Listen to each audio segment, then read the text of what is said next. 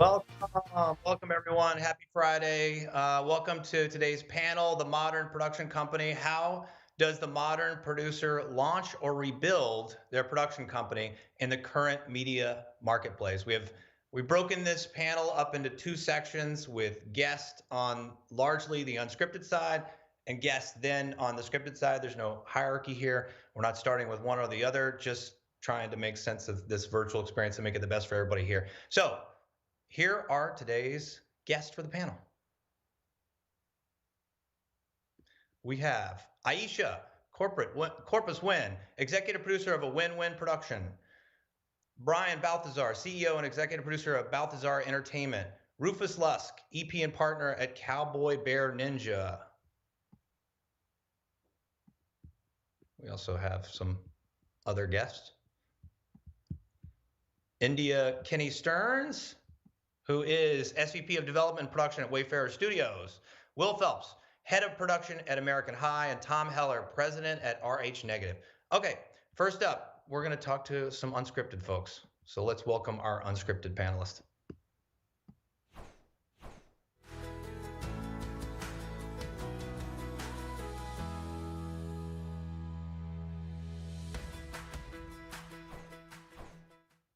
All right, let's welcome. I should say that most of our guests have experience on both unscripted and scripted. So we'll start with the largely unscripted group. So here we go. Aisha Corpus Win, an executive producer who's developed and sold shows for a number of companies, including most recently Anthony Anderson, and now for mogul Charles King at Macro. Hello, Aisha. How you doing? Brian Balthazar, a storyteller who's been a buyer, seller, and on-air talent, and is now running a division for Glass Entertainment. You can also, if you don't have Discovery Plus, go get it so you can watch HGTV Obsessed with that guy right there. Welcome aboard, Brian. Hey there.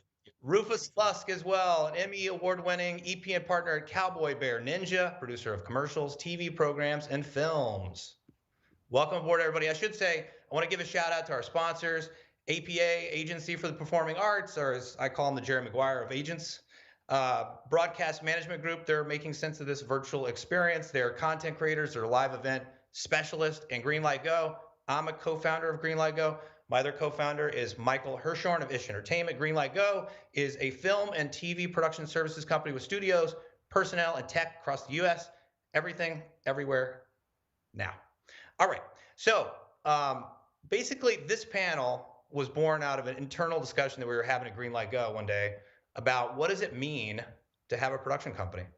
What's the future of owning a production company? What has changed in recent years? What's the outlook moving forward? More specifically on the unscripted side of the business, is it even viable or advisable to own a lot of equipment and infrastructure? Take on a lease? All right, so let's start there. This is what advice would you guys give to producers considering launching their own production company today? Brian, anybody? You're all like, So for me, wouldn't do it. for me personally, I think it was important for me to know not only what kind of content that the broadcasting platforms were looking for and how I could suit their needs, but I think a lot of people just starting out will not only want to know that, but also want to know what those networks expect of you as a company as far as infrastructure and equity. I myself, having been on the network side, knew that it was difficult to get, say, an 8-episode series through if we didn't know that the person pitching it to us had the infrastructure to support production for 8 episodes. Especially now, we're living in a world where kind of two different things are coming at us. One, we have streaming, we have all these different platforms that we're trying to adjust and course correct for, but then we're also living in a post-pandemic world and trying to do both. And so I think the question that you're asking is kind of one that we're all asking ourselves. And I think the key is to really be nimble and to be able to react. And you raised a lot of questions just in your introduction about different ways that you can be nimble and the ways you can react. So for me personally, it was about making sure I had the right content and the right people that I could pitch it to, and then making sure that I had the infrastructure, which for me meant having a partnership with a bigger entity. That makes sense. Rufus, what are your thoughts? Yeah, it's really interesting because I'd say about 5 years ago we were really interested in, and we thought it was very important to kind of own the means of production as much as possible, and we thought that that would sort of allow us to be I mean, we thought it would allow us to be more profitable. But I think what we found through the pandemic is that it's a good idea to own just enough, like just enough so that you can do something, you can execute something quickly, but then be able to scale very, very fast. And so from a people point of view, that means like maybe your core group is actually smaller than you thought it was going to be. But then you have really, really strong relationships with line producers and other producers, other kind of creators. You kind of have crews all over the place and producers all over the place who you can use, and you really look at those relationships with your LA producer or your San Francisco producer as, even though they might just be contractors, like really long-term relationships, because you're gonna need to flex a lot. And so what we've tried to do quite a bit is really invest in sort of the systems that allow us to stay as nimble as possible. And what that means is like, yeah, we try to really, really dramatically reduce like our monthly overhead, because it just it's kind of that side of things has been so brittle during the pandemic, where it's just like we have this great post facility that we haven't used in 18 months. So Yeah. By the way, everyone should know that we're working offline with Aisha to make sure that she has audio working. As soon as she does, we'll bring her into the. Aisha, are you there now? I'm back. Oh, perfect. All right. We're all used to this. This is Zoom life. So, what are your thoughts on this today? Like, what's your advice to somebody who's looking to launch a production company these days? I'm sure several, both of you guys have already covered some of this, but I think one of the other essential things is to make sure that you have enough volume of production coming in. Um, and that way you can make sure you're be able to cover overhead, cover cash flow, things of that nature. To attempt to launch a production company only off of a development slate is very risky, as well as attempting to launch a production company off of just one show that is going into production. You want to make sure that you can sustain the overhead and the employees and resources that you're taking on. Some people get a little bit, they try to run before they walk. And especially in this current climate, with remote work, with a lot of projects being smaller crews, being nimble and things like that. So I think that's just one of the main things to think about in comparison to pre-pandemic and COVID times. And the other thing I would suggest as well is, if someone is very committed to launching and growing their production company, you also might want to think about being willing to take on different types of production and programming. For example, looking at things like Snapchat programming, Facebook, YouTube series, and not only always just focusing on streaming and linear cable. I think that to make sure that you have a slate that is covering all platforms and all different type of content is essential in these times. Yeah, these are all great points. Actually, even we founded this company GreenlightGO, and it was built on this idea of like, as we move along in time, less and less people will want to take a lease and will want to just bop in and out.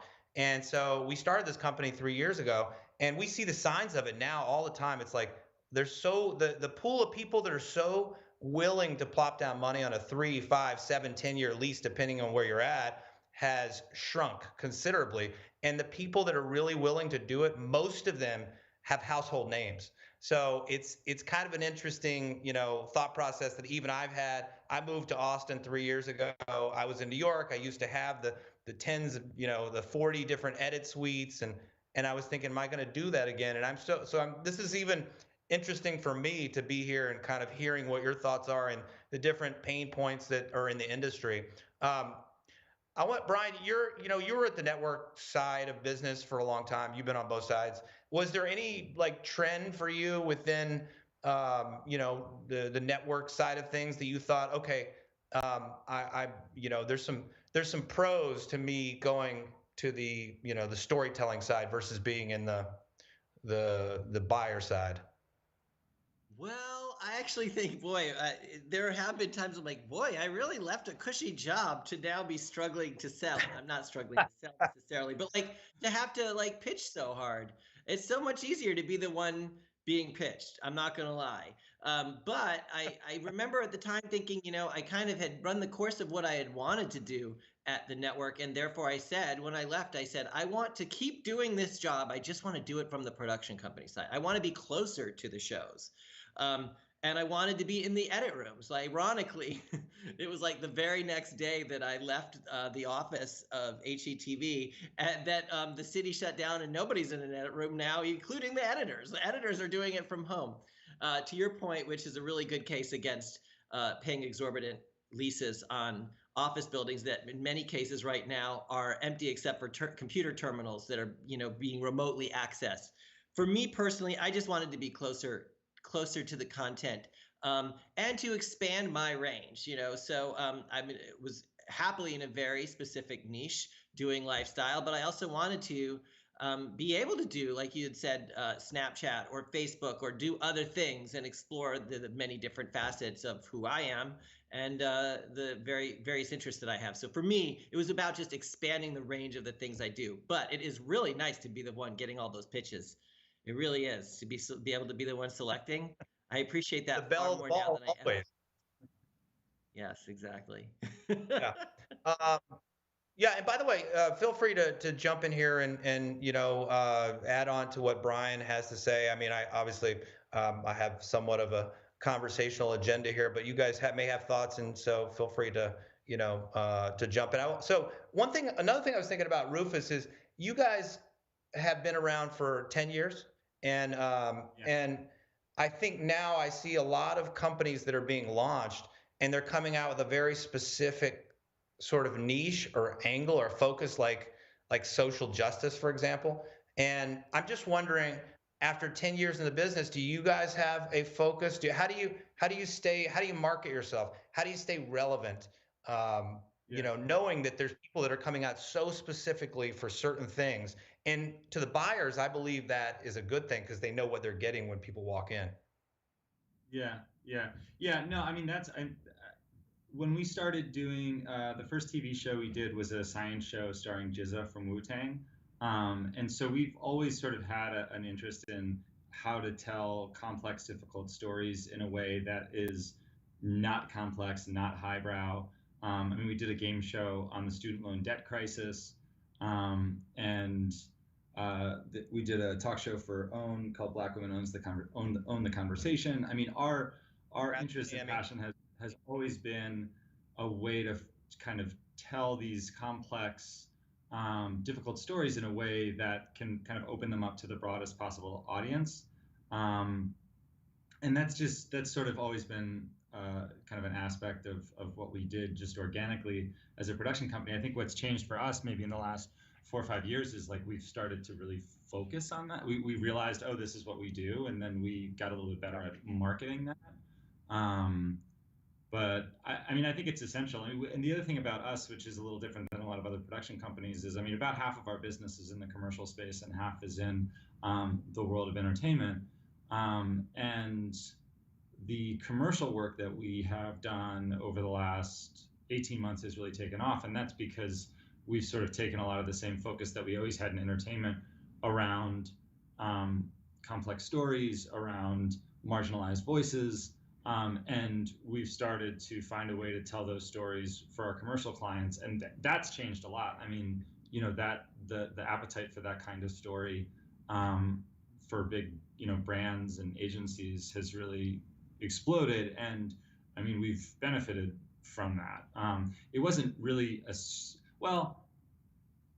it wasn't a strategic decision. It was more of these were the kinds of stories that we were interested in telling always, and then recognizing that if we wanted to tell a lot of these stories, we needed to do a much better job of marketing ourselves around them.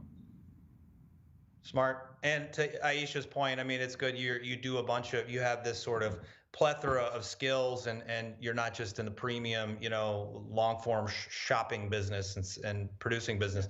Aisha, I think something else that's interesting, it's a trend, I believe, and is that you see producers who, if they're starting up or they've been at this a long time, they're going to work with celebrities. And you've done this, and with most recently with Anthony Anderson.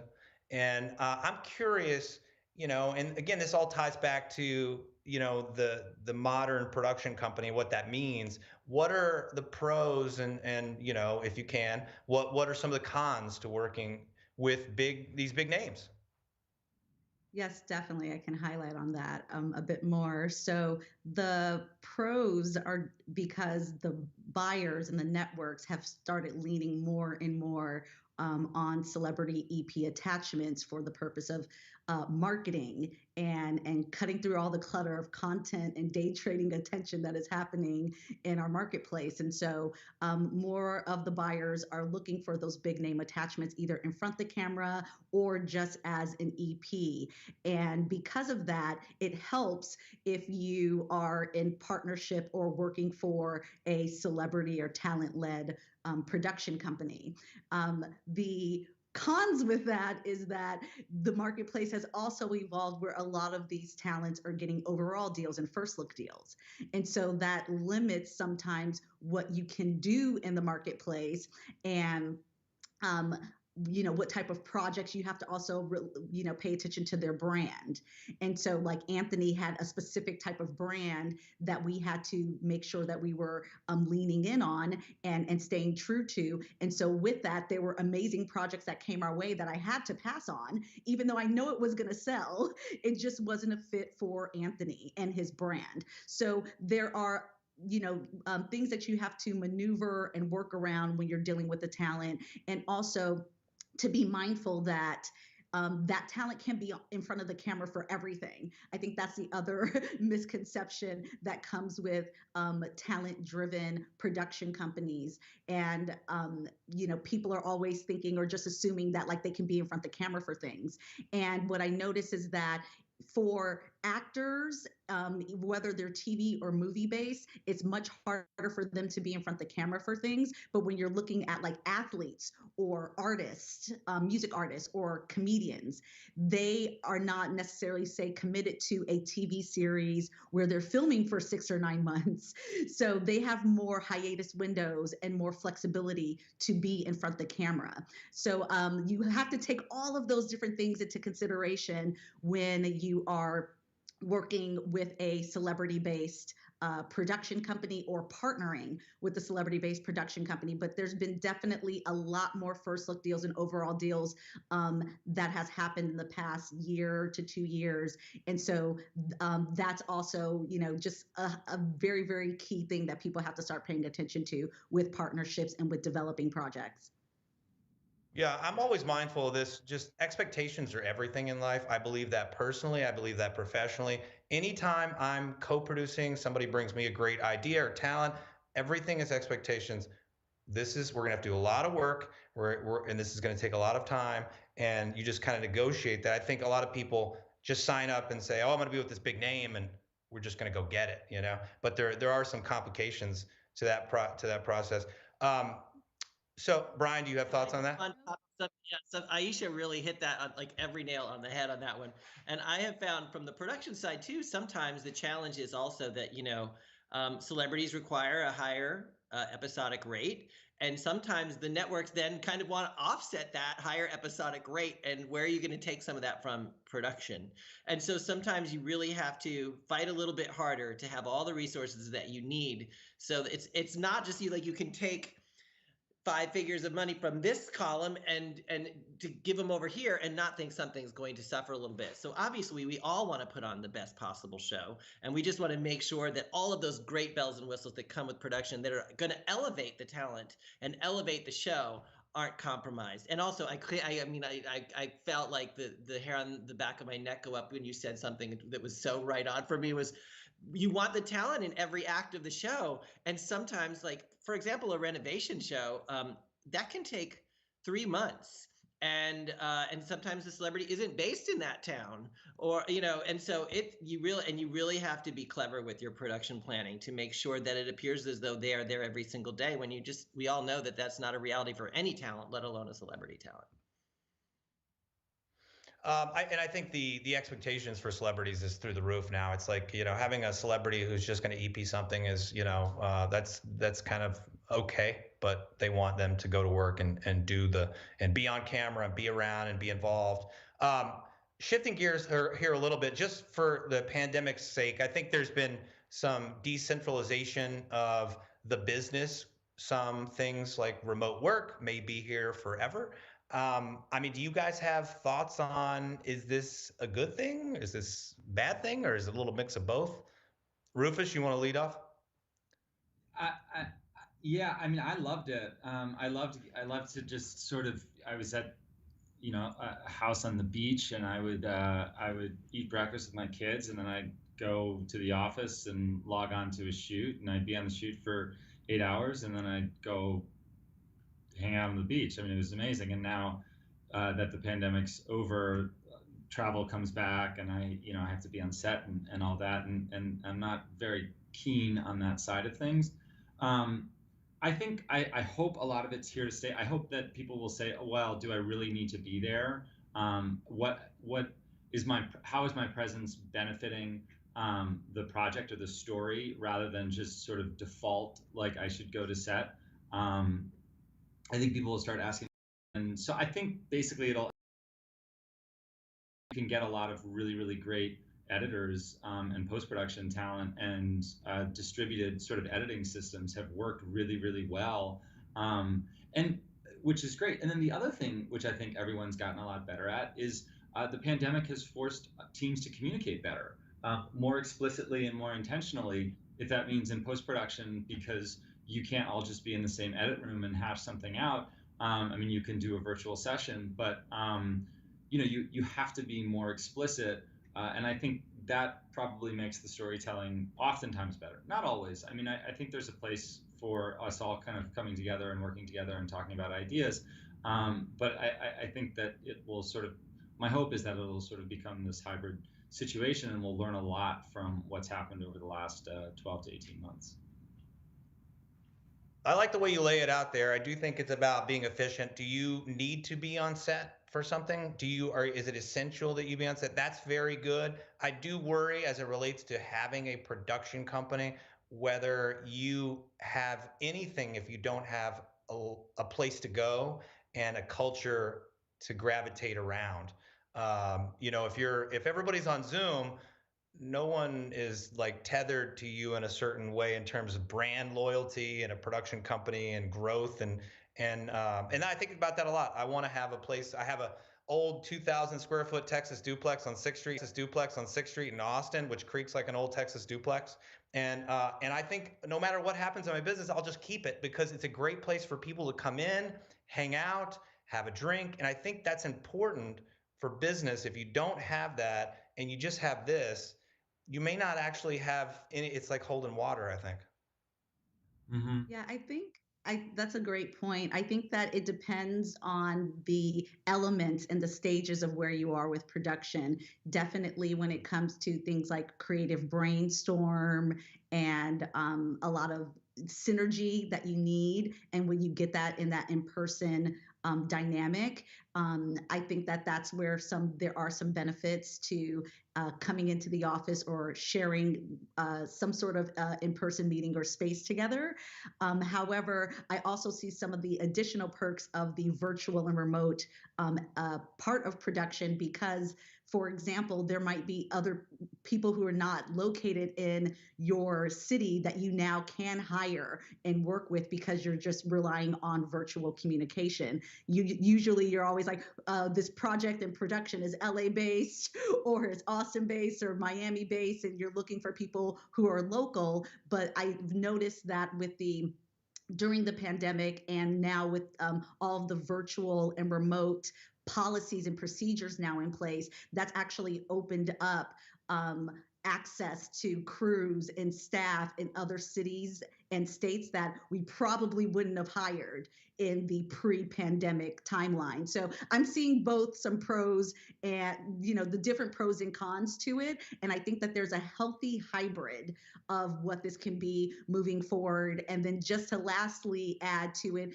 there's also a generational thing to it as well. Like I know a lot of the younger producer, younger staff, this is like easy for them.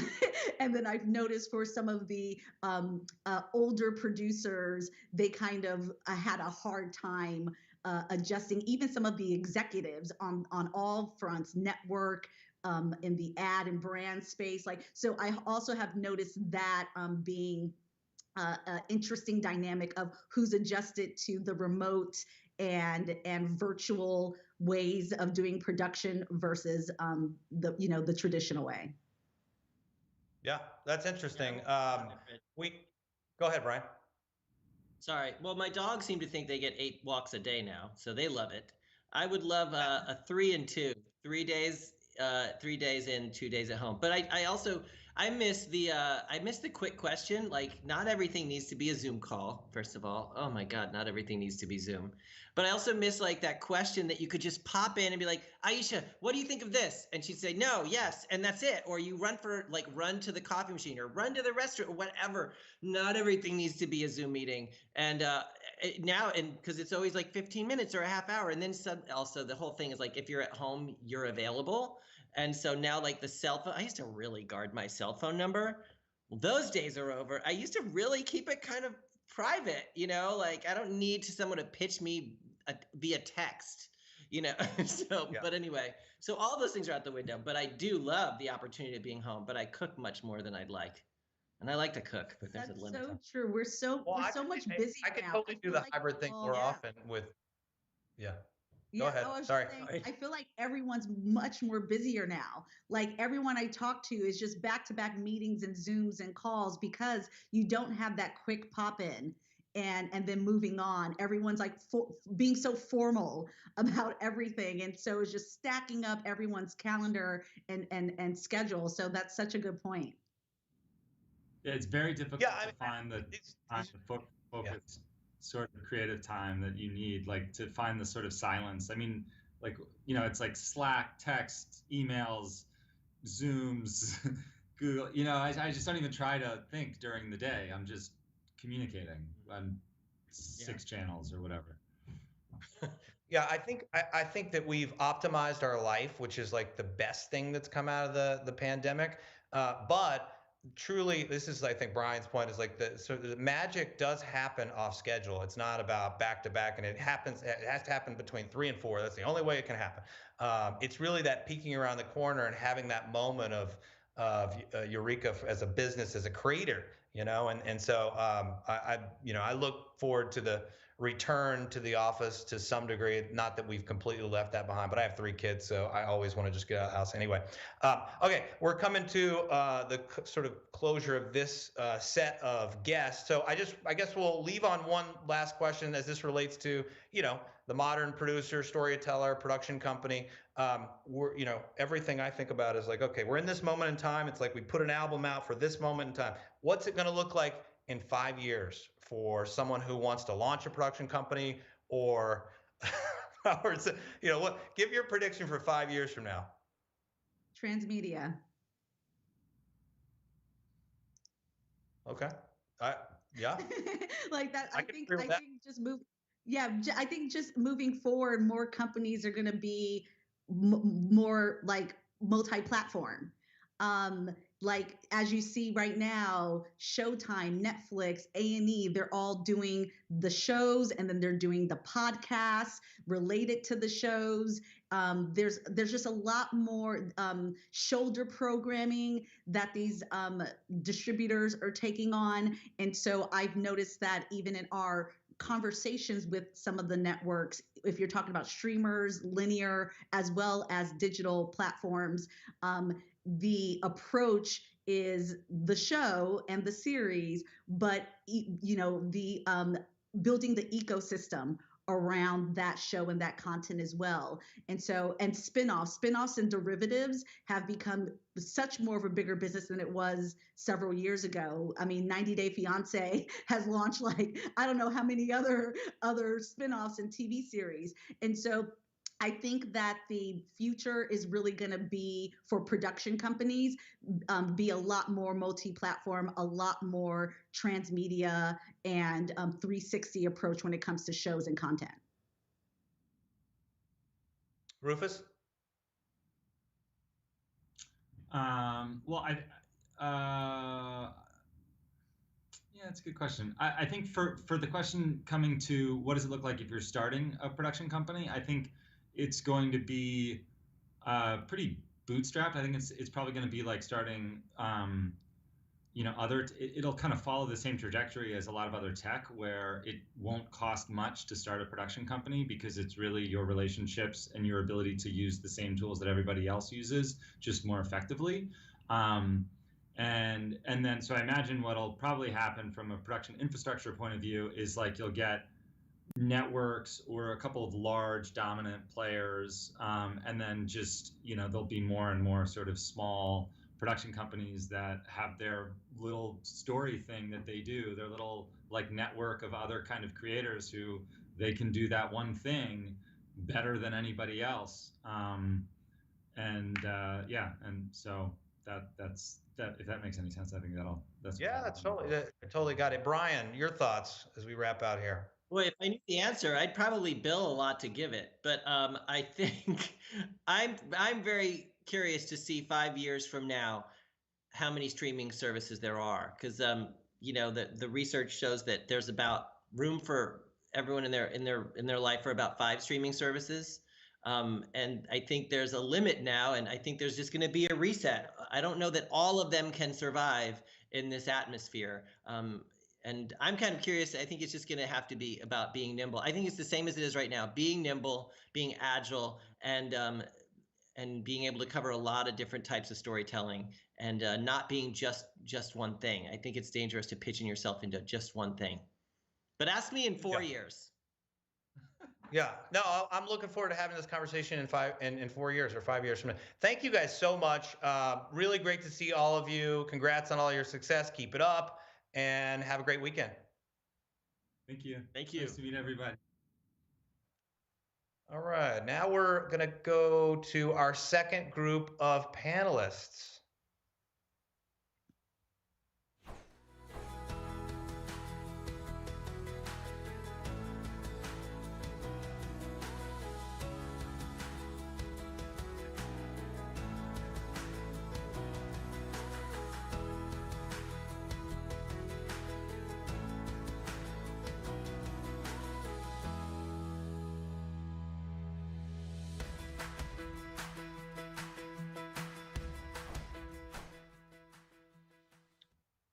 All right, everybody. Please welcome our second batch of guests, people in the scripted world. And I should say again, a lot of these people have great success in unscripted as well.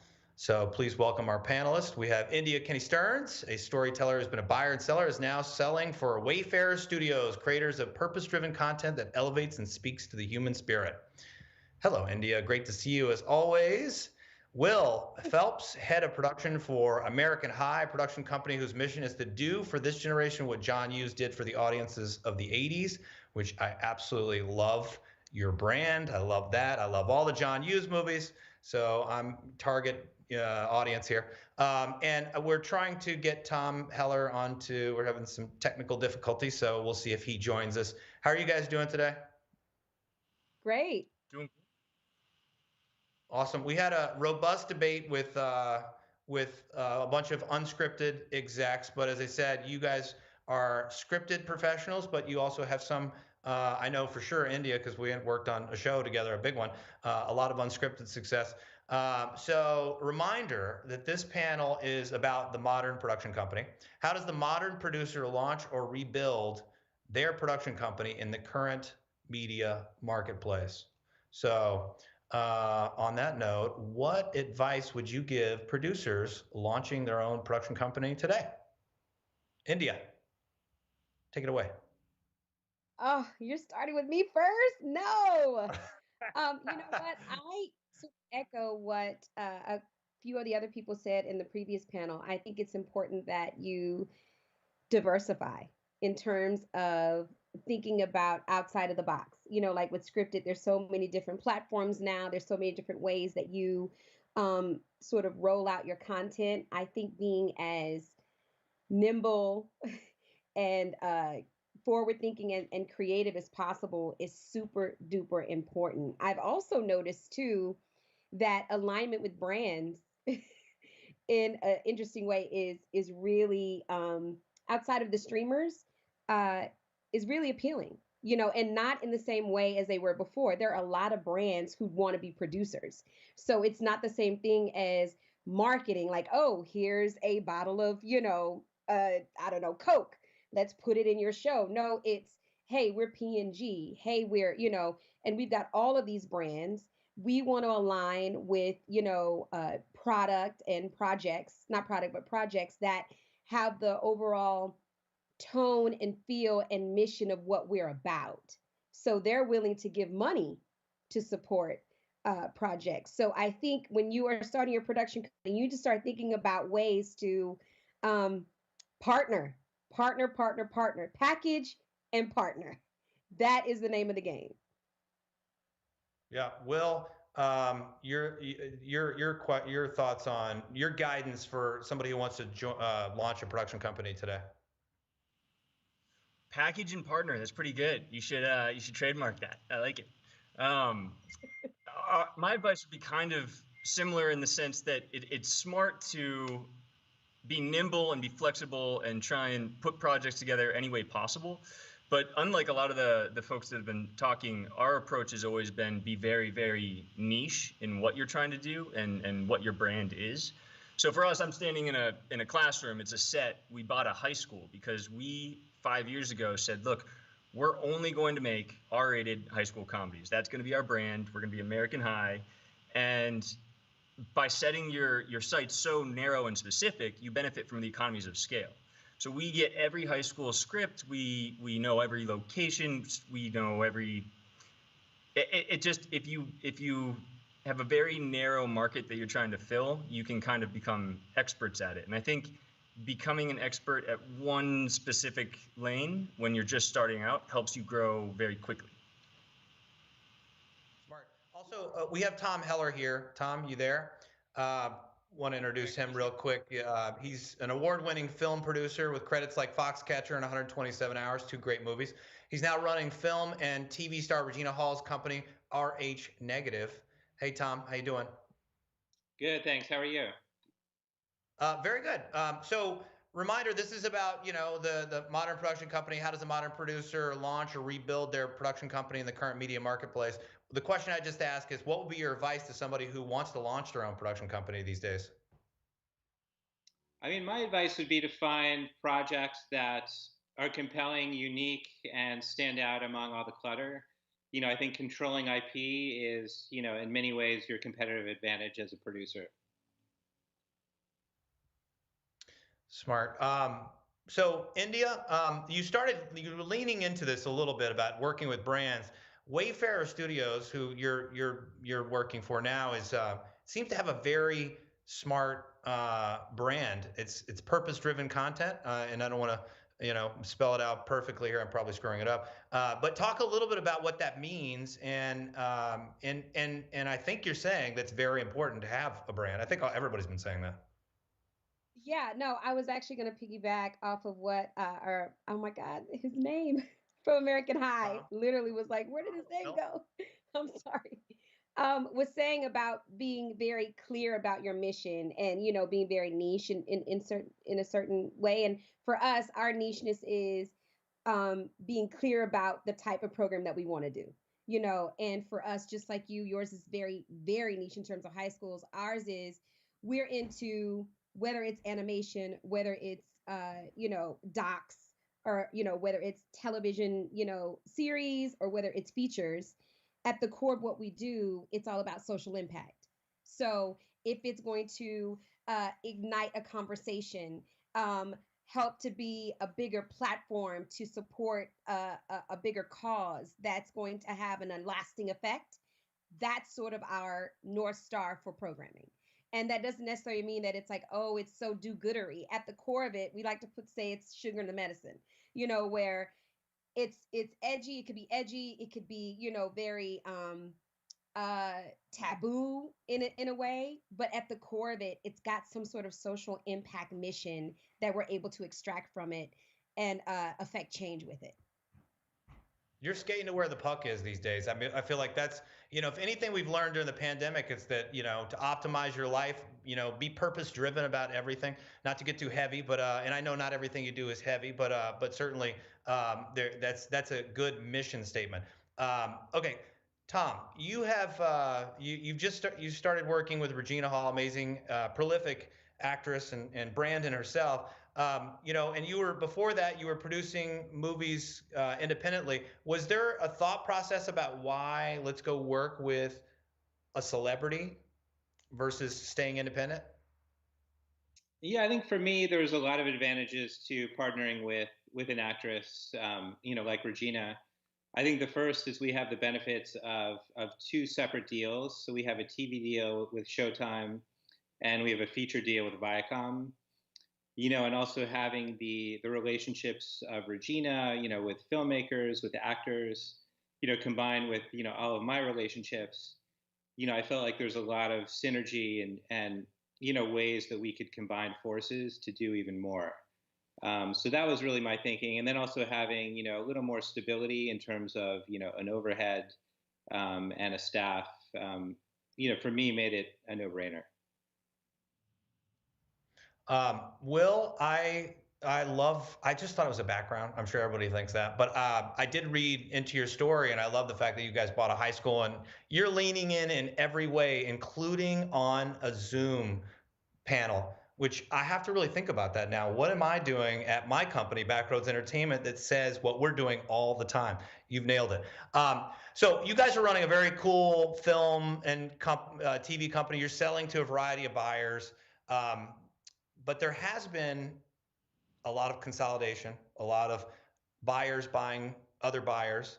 Have you noticed in your time and more recently, as we're getting to like this place of like these 8 or 9 big media companies that own everything, has the relationships that you have changed that in how you're, getting something greenlit into production, delivering? Yeah, it's interesting. As everything seems to be consolidating, we struck at the right time.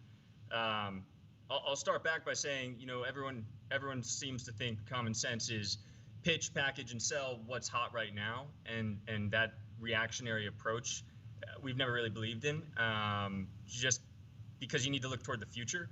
And so our whole company is based off this thing called the Strauss-Howe model, which is everything goes in 20-year cycles. And we thought of it, and in the 80s it was John Hughes.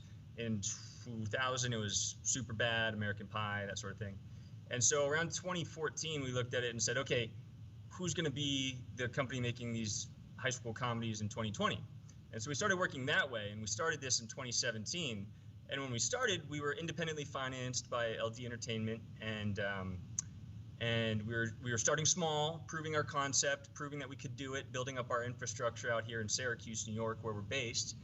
And when the pandemic hit and everything started consolidating, we already had 8 movies under our belt, and they'd been released, they'd been at Sundance, they'd been on the streamers, and that ability to put out high quality, funny movies that not many other places were making was already proven. And so now that everyone's consolidating and streamers are looking for more content, we've kind of established that you can come to us and we can make 6, 7 movies a year, and they're going to be good, and we have a track record. So for us, really, it's just opened up the marketplace of buyers more than anything. India, you've been both at a network and multiple networks, and also on the storytelling producer side, for a while. And when you were at the network side, and I know you're this because we had a big project together recently, a few years ago. And did you see a trend in that consolidation? Did it have an impact on how the expectations and in terms of the relationship with the buyer to the producer? And now that you're on the other side, you know all this, so you have this intelligence, and what is that? How are you optimized for that change? Yeah. It's very interesting. So, being on the inside, it was very, very, not to give away too much information, but it was crazy, because when you have, sort of like the Walmart idea of like, we're just going to wipe out the little guys or just put everybody together, there's cuts happening. People are trying to see where's the overlap. And then each network has to become very, very specific and niche. So whereas some networks are trying to do really well with scripted and non-scripted, now all of a sudden you've got the big conglomerate saying, no, you're going to be doing this, you're going to be doing that. So um, your relationships with some of the production companies and producers sort of shifted and changed, because now you're focusing a little bit more with this production company because they're giving you more of what you are now versus the other ones. And then you're having to, it was Lord of the Flies for a minute. But yeah, it's definitely made a huge impact on how these networks, especially the linear ones, not so much streaming, but the linear networks are struggling. They really, really are trying to figure out their lanes and trying to figure out, under the big mama umbrella, who's going to stand out and who's going to make the most money, who's going to get the most eyeballs without spending as much money. And so it's becoming very hard for those networks who have been touted to focus more on scripted, because we all know scripted is more expensive. It's a bigger gamble, versus unscripted, where you can have one or two flops, and still meet your bottom line. So yes, Less people get fired it's that way, that's for definitely. sure. Tom, what are your thoughts on this? I mean, have you seen that the buyer storyteller relationship is changing as the marketplace is evolving in this way of convergence and mergers, acquisitions, big media companies getting bigger?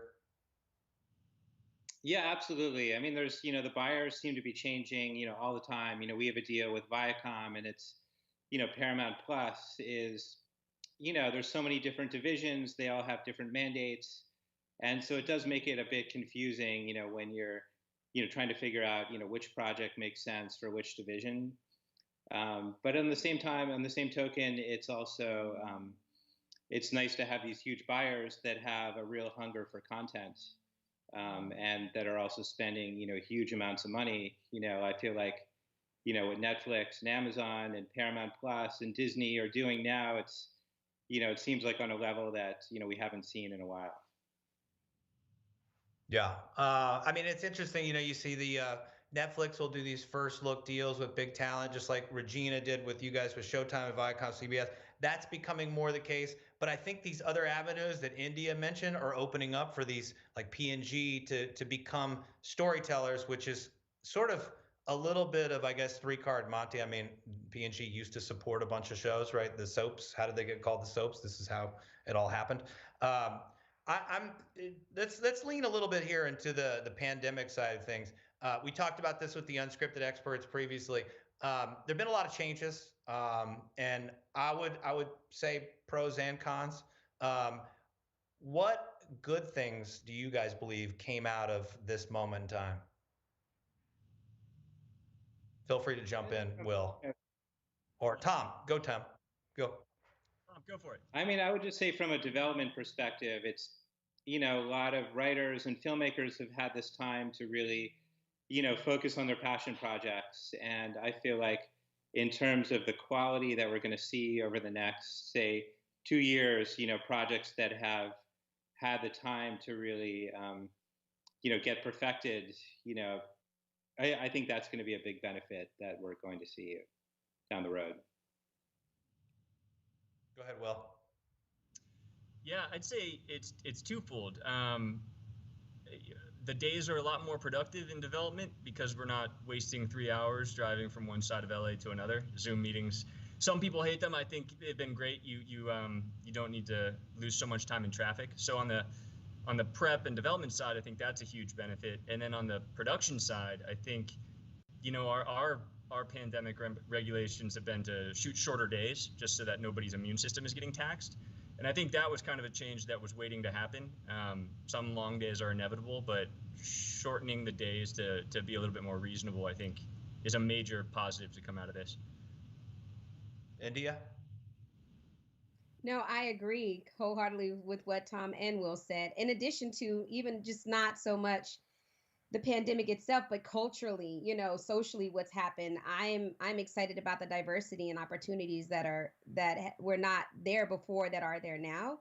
And I also think that it opens up the aperture for production companies to think even broader and more creative, because they see that buyers are open to buying diverse stories, and more opportunity for just being broader and more open to being creative and not being so stuck in one lane.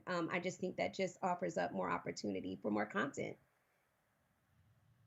Yeah, I totally agree. New voices, fresh perspectives, no doubt. I think 2020 will be looked at like some of the bigger years in history, 1968, et cetera. People will look back 10 years from now and go, what amazing and crazy changes took place during this time. I know we're coming close to the end of this panel, so I want us to sort of project into the future. 5 years from now, what does the business look like? What do you think it looks like for storytellers, for, again, people that are launching a company, that are reinventing themselves in the storytelling community? What do you project is going to happen in the next, looking down the road 5 years from now? Tom?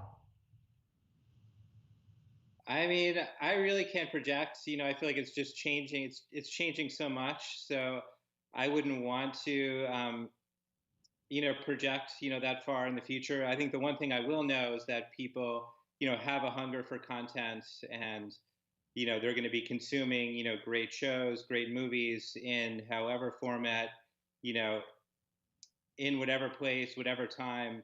But I feel like the business is still going to be here, and it's still going to be thriving in some way. India? I think the linear landscape is going to change dramatically. I think that the streamers are really going to, I mean, you can see it even now. I feel like it's like the music industry, everyone's like, who's going to stop buying CDs? Nobody. And it's like, wait, what's a CD? My son doesn't even know what a CD is. So I've been seeing the writing on the wall as a network executive, which is why I was like, I think I'm going to go back to the selling part of this business. Not to say that the linear networks are going to be, completely gone, but I just think in terms of how people, take in content, I think it's going to be the streamers are going to be on top. And I'm just curious to see how the linears, how they manage that, because the brands are getting very savvy, and, those deals are getting harder and harder, and people are cutting the cord by, droves. So, I mean, it's just, I don't know what it's going to look like, but it's definitely not going to be like what it is right now. Yeah, I agree. Will? Yeah, I mean, I'll piggyback on what India said. It would be hard to predict what 5 years from now is going to look like. It would be hard to predict what 2 years is going to look like.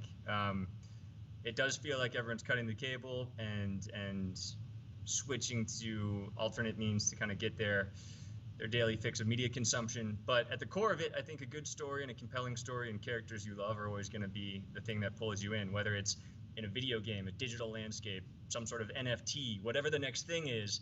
It's just, if the IP is really compelling, I think that's the core of it. And then you just can't be afraid to lean into whatever the new technology is. Yeah, I mean, I do wonder about this sort of, I wonder if there's like a generational thing. I mean, I'm 45, news, sports, long form programming, and my 6-year-old daughter will only watch YouTube and only watch these, influencers that are these YouTube stars. And some of them are just like sort of coming out. And I wonder, like, is she going to get to be like 30 and want to just sit and watch long form all day versus this? Or is this going to stick around and that's going to sort of supplant this long form and the stuff that, from a 45-year-old perspective, we kind of grew up on? That's how we were getting stuff. So I wonder if there's a generational thing that's happening too. Do you guys want to talk about that at all? India? It's so interesting because when I was on the network side, we were part of that whole, oh my God, we got to get these influencers in on our television shows. I mean, we went through it on the show that we were working with, remember?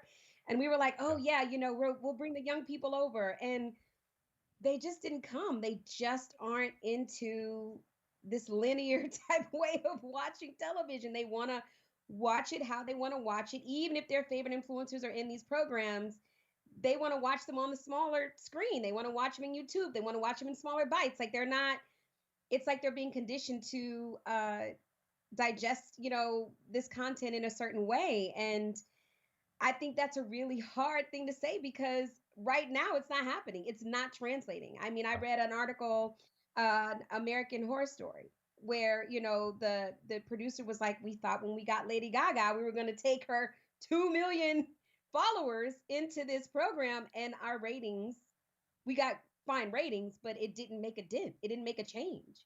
And so I think that kind of tells us, like, I just don't see them sort of making the jump all of a sudden when they become 25, 30. Oh, now I'm going to watch linear. I don't see that happening. Yeah. Will, your thoughts? Yeah, it's interesting. I don't think anyone knows what to see because Gen Z is just starting, and I don't know where the cutoff is actually, but no one's seen them grow up. No one knows whether they're going to go from YouTube watching somebody play a video game to suddenly say, "Oh, I want to watch a TV show."